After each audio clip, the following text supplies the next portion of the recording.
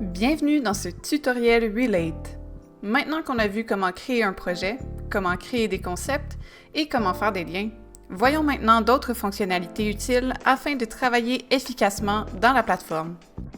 Nous allons voir ensemble comment ajouter des annotations, comment éditer du texte, comment ajouter et effacer du dessin et comment défaire et refaire des actions.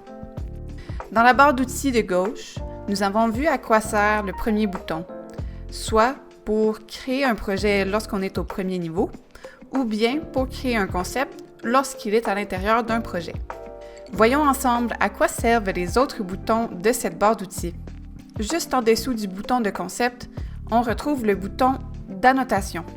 Il suffit d'appuyer dessus et de maintenir le clic gauche enfoncé, puis de glisser dans l'espace avant de relâcher pour créer une annotation. On utilise des annotations, par exemple, pour laisser une note ou un commentaire par rapport à un concept, ou bien simplement pour écrire de l'information de manière visuellement différente pour une meilleure structuration. Pour cet exemple, j'aimerais rajouter de l'information par rapport à cette image.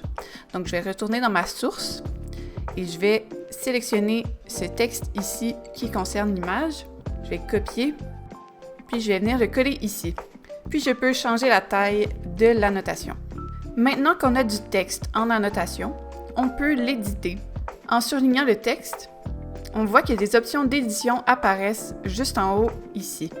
On peut mettre du texte en gras, en italique, souligné, ou bien encore barré, en sous-exposant, en exposant, et même en forme de code. On peut aussi créer des listes à points. Il suffit de se positionner au début d'un paragraphe, de faire le trait d'union suivi de la touche espace pour commencer une liste. On retrouve ces mêmes options pour le texte dans les concepts et pour le texte dans les projets. Le troisième bouton de la barre d'outils est le bouton de dessin. Lorsqu'on clique dessus, un menu apparaît. On y retrouve un bouton de main pour manipuler les éléments et les dessins, un bouton effacer pour effacer, puis on retrouve 4 différents types de dessins que l'on peut faire. Dessin libre, trait droit, carré et cercle. Par défaut, lorsqu'on ouvre le menu de dessin, on est en mode dessin libre. Tout en bas, on retrouve les différents styles de traits.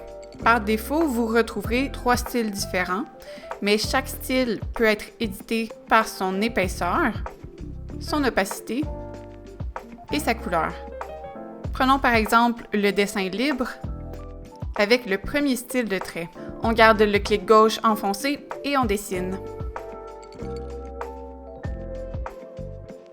On peut aussi utiliser le trait droit et un autre style moins opaque et l'utiliser comme surligneur par-dessus de l'information importante. Pour effacer, on sélectionne le bouton Efface et on maintient le clic gauche enfoncé et on passe par-dessus le trait que l'on veut effacer.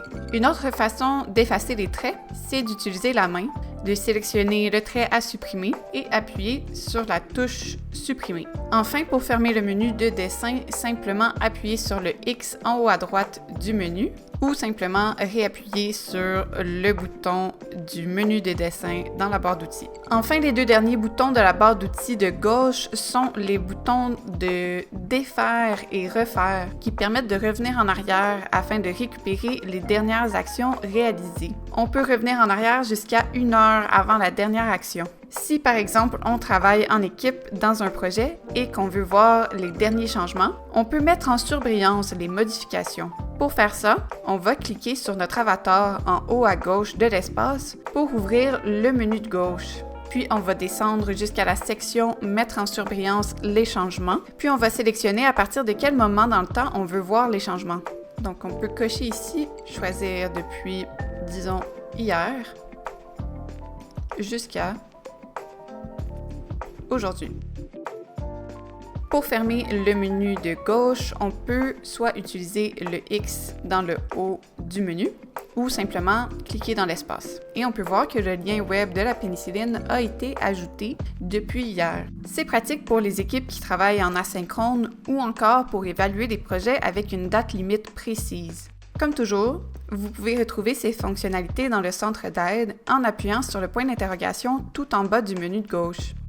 J'espère que cette capsule vous a aidé et on se retrouve dans le prochain tutoriel. À bientôt!